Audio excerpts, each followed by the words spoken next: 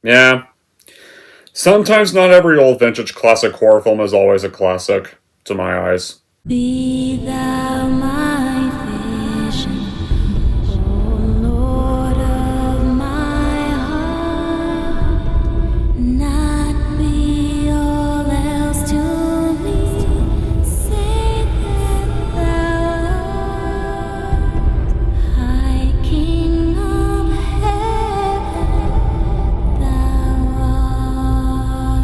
art. Hey, wanna play hide and clap?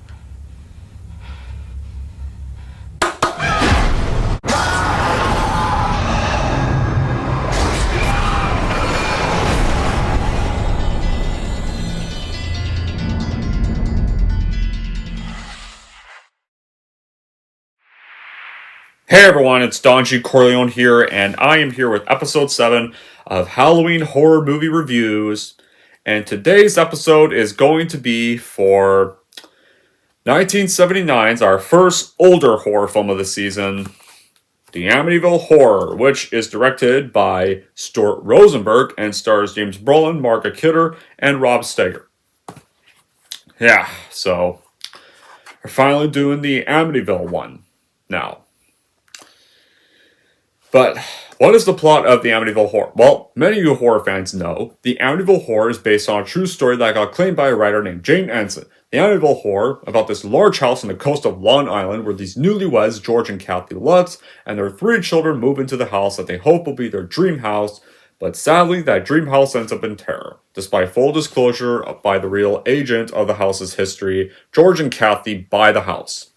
George often says to quote, houses don't have memories, but eventually they would turn to their priest, Father Donnelly, who believes the house is haunted but tries to perform an exorcist on the house.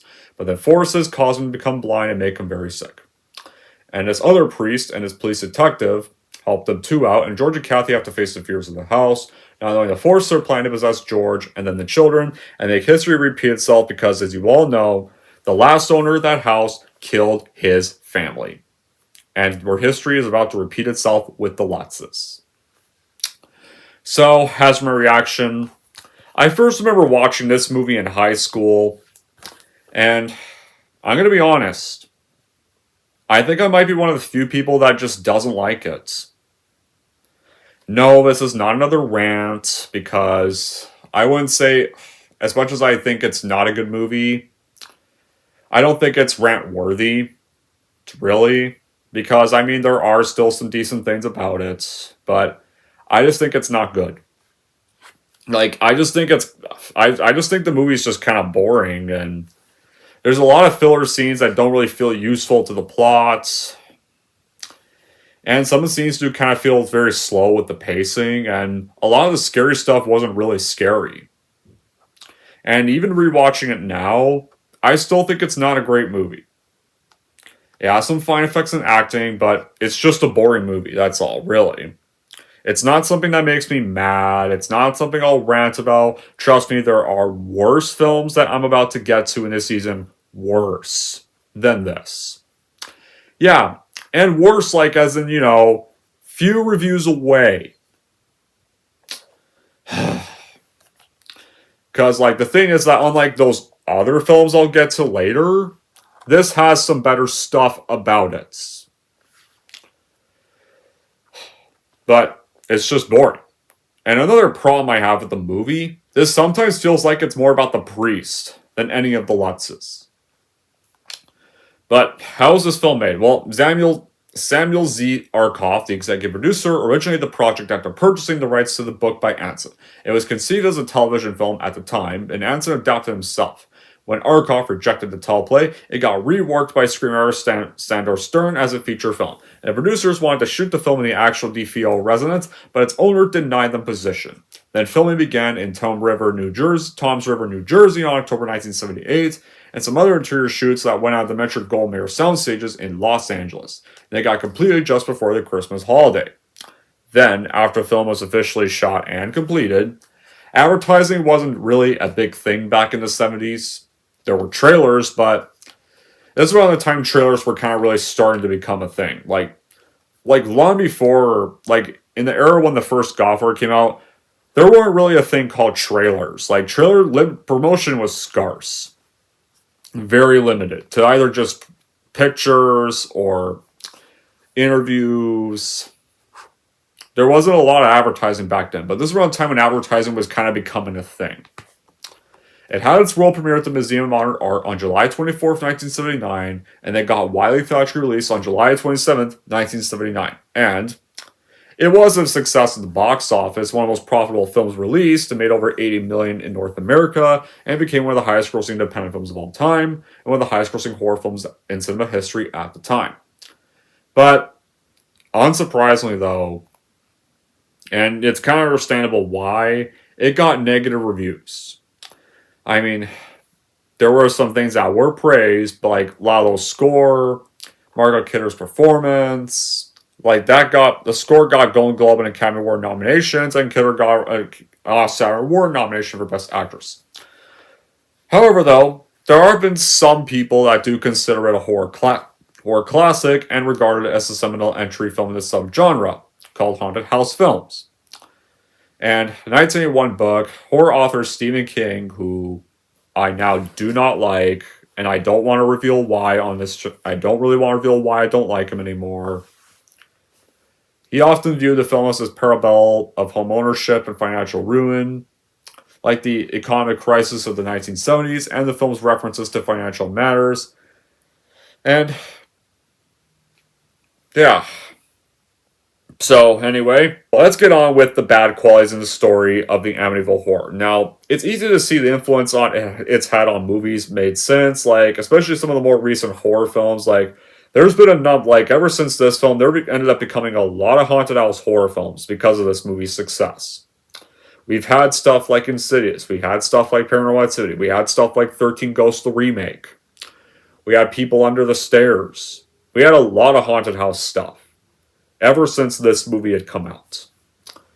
And here's the thing. There are great ideas in this movie. Like, the relationship like the daughter has with the spirit of Jody. And only she can see her. And it's an idea that gets used a lot of times, but it doesn't really get fully followed through. And there's times when you get to the finale that I'll get to later, and it seems like they don't really know how to end the movie or how to really tie much of it together. And the plot with the priest that sometimes the film feels like it kind of wants to focus too much on either fizzles out, and the plot with the ghost and the child can see fizzles out, and the idea the husband is going to kill everyone just fizzles out. And like, considering the possibilities and considering some of the good stuff, that's such a shame. Like, that's another problem I do have with the film. The movie just goes on way too long. Like, this film is like nearly 2 hours long. It focuses on a lot of scenes that feel filler and don't really feel important to the plots. There are a few jump scares, but there's nothing really spectacular. Like, this is a film where I was just waiting for things to really pick up, but most parts just either seem comical, or they kind of just take forever. I mean, you got some good effects, but sometimes the good effects don't really even feel scary either.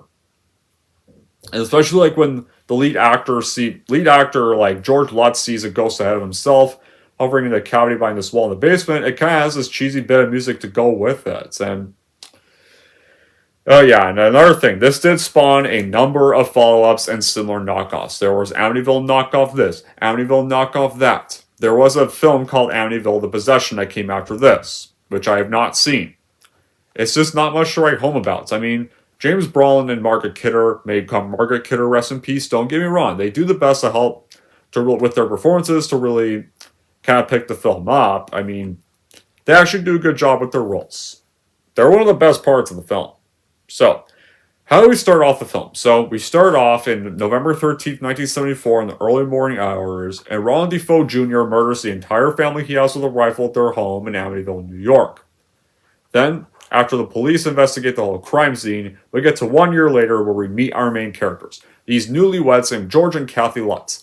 They're moving into that house now, with Kathy's three children from this other marriage, Greg, Matt, and Amy. And despite like George's irreligiousness, Kathy, who is this Roman Catholic, really requests his priest father drink daily to bless the home. And while the family goes out boating, he comes and arrives, and upon entering the house, you do get what many people consider one of the more iconic scenes of the film, where Delaney gets swarmed by flies upstairs and hears a hostile voice that demands him to leave, and he flees the house. And then he becomes ill. And then, of course, Kathy's Aunt Helena, who's a nun, the next day visits the house. And then becomes violently ill and also leaves abruptly, confounding Kathy. And this is kind of where you kind of now see that something is clearly not right with this house immediately. There's clearly something up. So, like, and here's another thing. There's some, like, by the time I say, like, cheesy scenes in the film, like, there's a bit where the ghosts apparently steal this $1,500 from a groom on his wedding day. Like, how is that really great? Like, apparently this money's for these caterers, and what does this scene really have to do with the movie? Like, this scene really goes nowhere. Like, why do we need to worry about ghosts stealing money? That's one part of the movie where it causes the movie to get annoying. And the kids in the movie, they don't really have any personality, and they just act as fillers, like, up until they're almost killed at the end. And hell, even the kids themselves are stupid as well. Like, in the scene with the babysitter, when the babysitter gets locked in the closet, the daughter just literally sits there with no emotion, despite the fact this babysitter did nothing wrong to her. Like, how about you get up and do something, and not just sit there? Apparently, like, and yeah, people can tell me, like, the spirits making her not do anything. What? Really? Like, you don't learn much about this character at all. This plot, like, the whole Jovi ghost really doesn't really go anywhere. And, like, this whole babysitter character also doesn't really go anywhere after her one scene. And there's no connection with actual spirits of the dead. And while the presence does seem a little more demonic, a lot of time feels like it's spent more with Father Delaney and Catholicism. It kind of feels like there's too many plots. Like, there's one plot with the priest. There's one plot with the family. Right there. Or, yeah, that's the thing. And one about the Lutzes and their disintegration because of the house's influence. One about Father Delaney's struggle with the continued effects of his visit to the house. It says we're with futile efforts to convince his colleagues of the presence of spiritual evil. And that's the biggest gripe of the film. It tries to do way too much. And it doesn't do anything quite effectively. Like, at nearly 2 hours long, that's why it gets so bloated.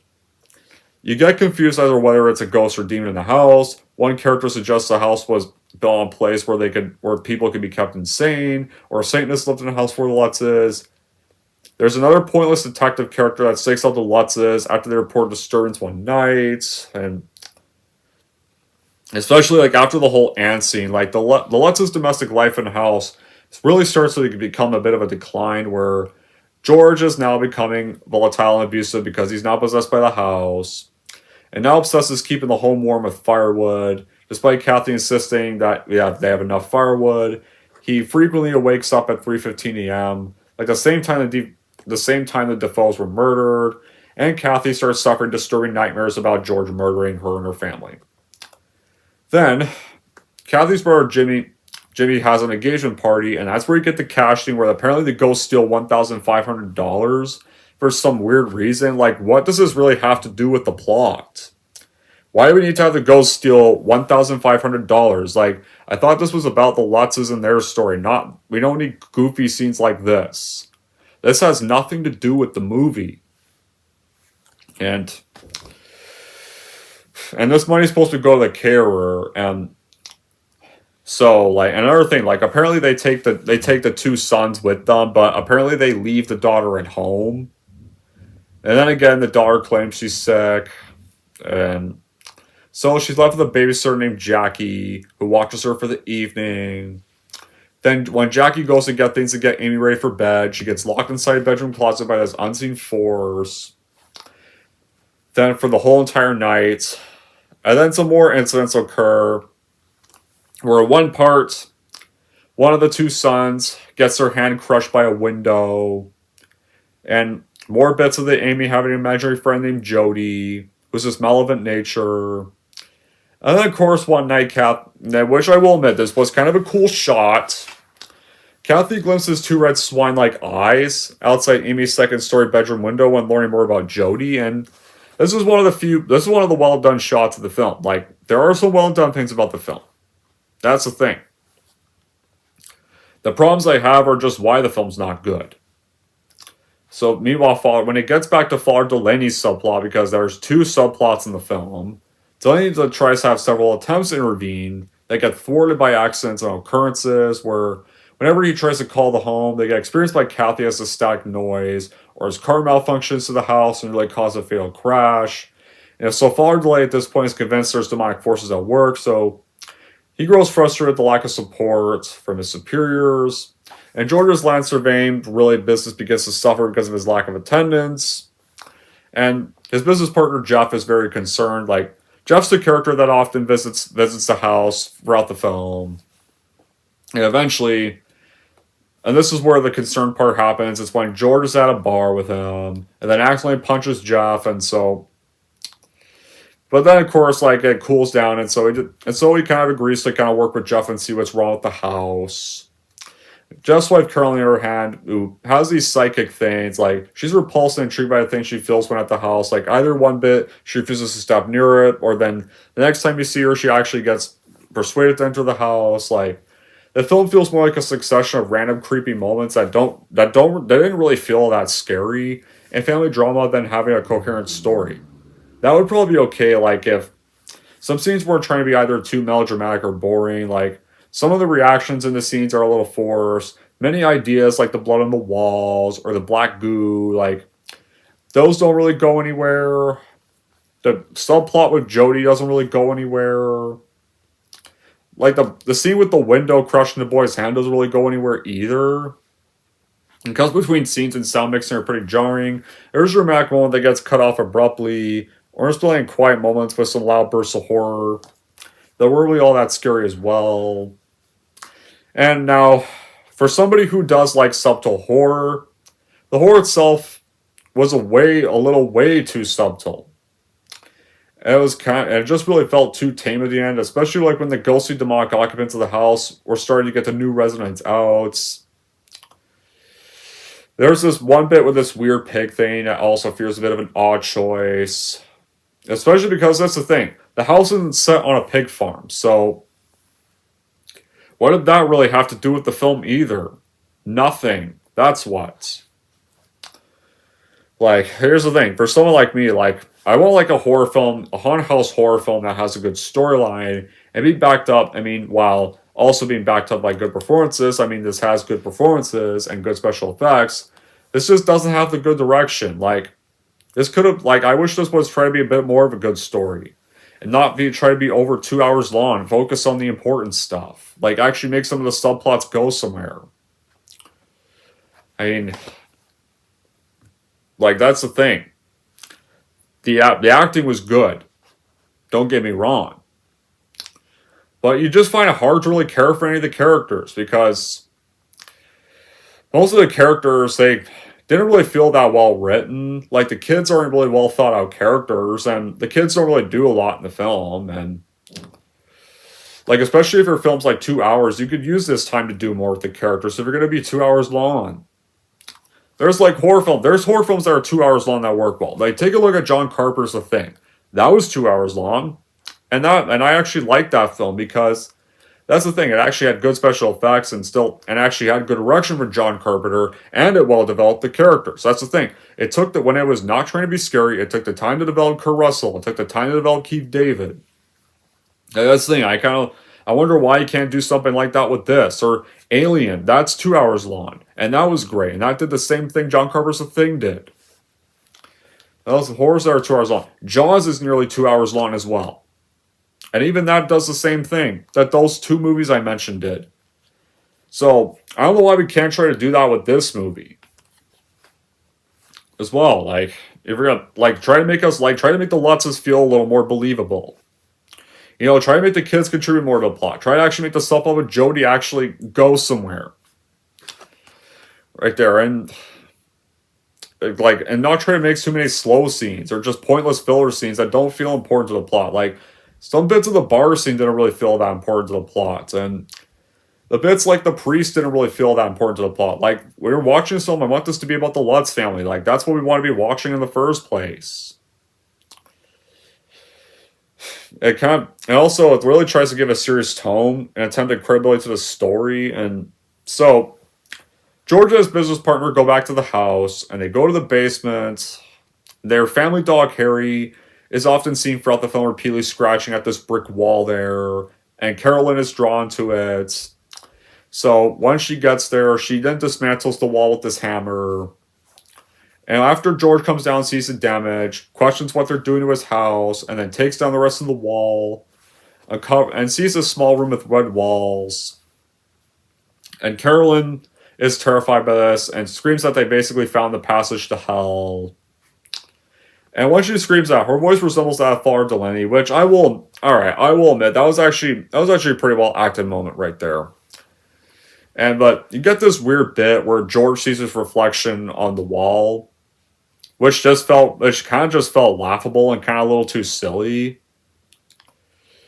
And meanwhile, on the other hand, Father Delaney is passionately praying for God to save the family, but then he loses his sight and he falls catatonic. Meanwhile, Kathy's now really starting to get suspicious of his house and more of George's behavior and more of his abusive behavior.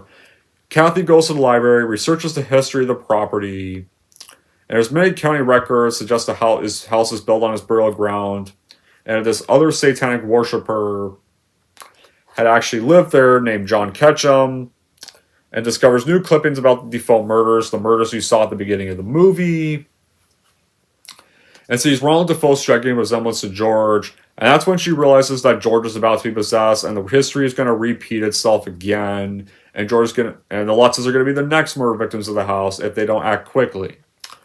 But also, that's the thing, the direction of the story gets wounded by the focus on unnecessary supporting characters. The priest really has no purpose in the film. The detective at Amityville also has no purpose in the film. The detective just feels like a bystander, because treated as if he's some part of the story, but he's not really in the movie a lot. The business partner, you see, it doesn't really have much contribution to the film either.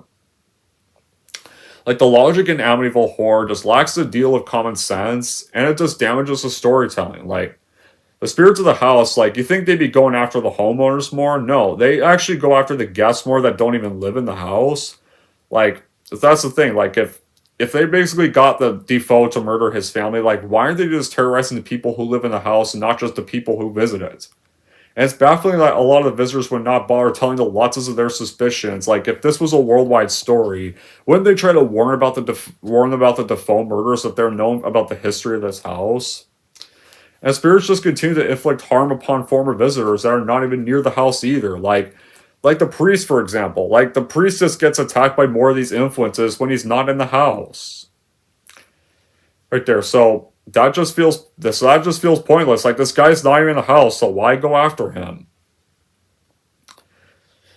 And there's also these really present things that just creep up on the family, but that doesn't also martialize either. And there's not much well built up suspense that really did well in trying to leave my skin crawl, like some other better written ghost stories really do.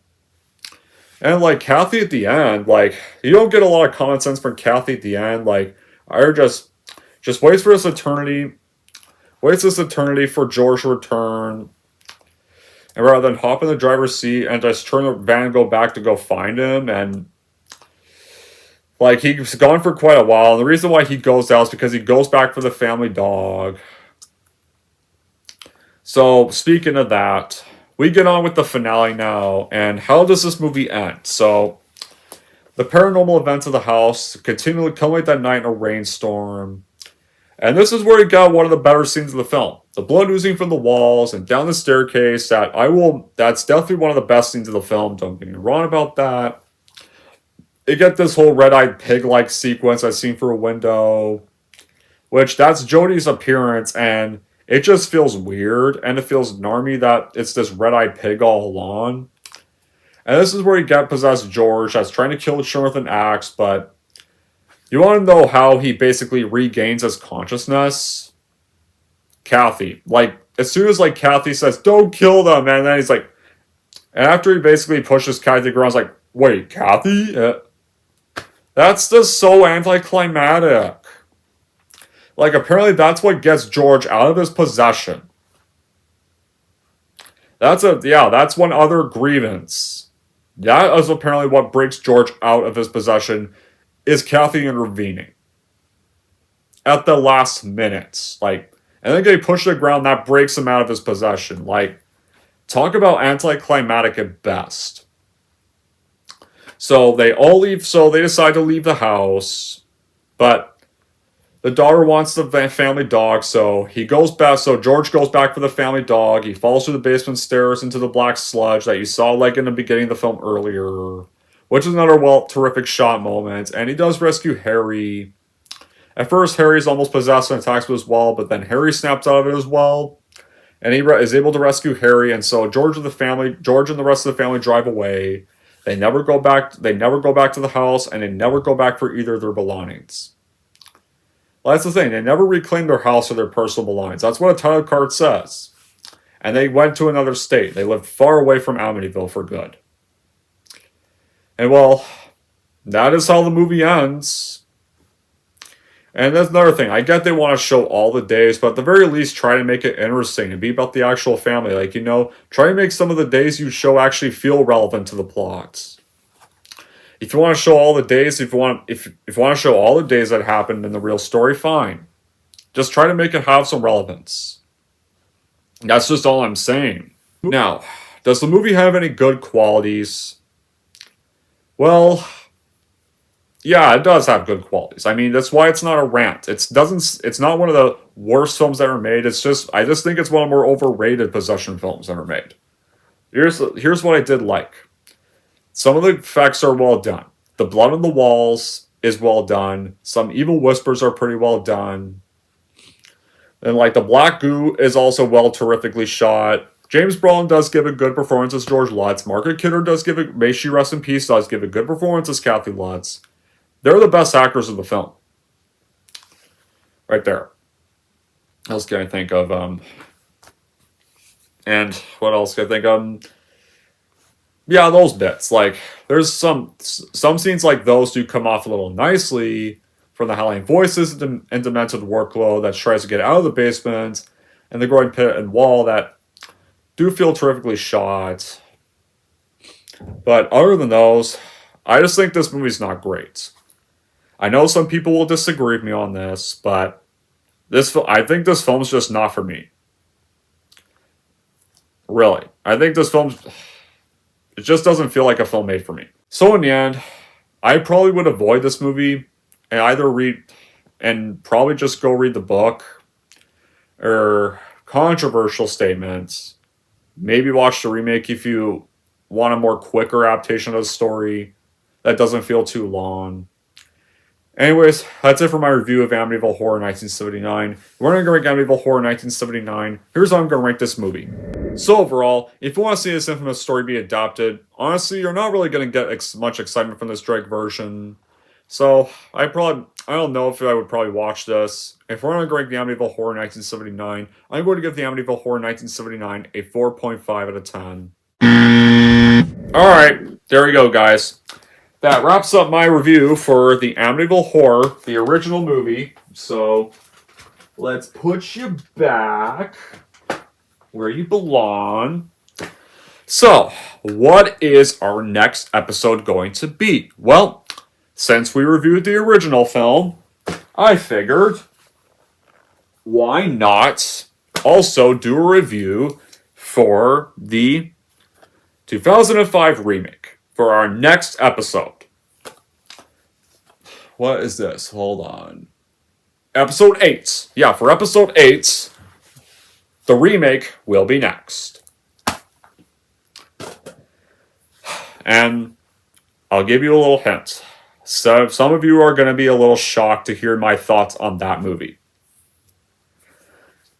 I just want to give you a little warning. If you're expecting me, yeah, Donji Corleone needs to destroy that piece of shit. Finally! I can't wait to see him rip that movie apart. It deserves it. You're not going to get that. Sorry. You'll find out why in that review, but I'm not going to be swearing and destroying stuff in that review. Alright? That's the one hint I will give you. Until then, guys, that will be it for this episode and review. Thank you all for watching. I gotta go make dinner now, get that all sorted out. If you like this, want to see more, don't forget to like, subscribe to Donji Corleone.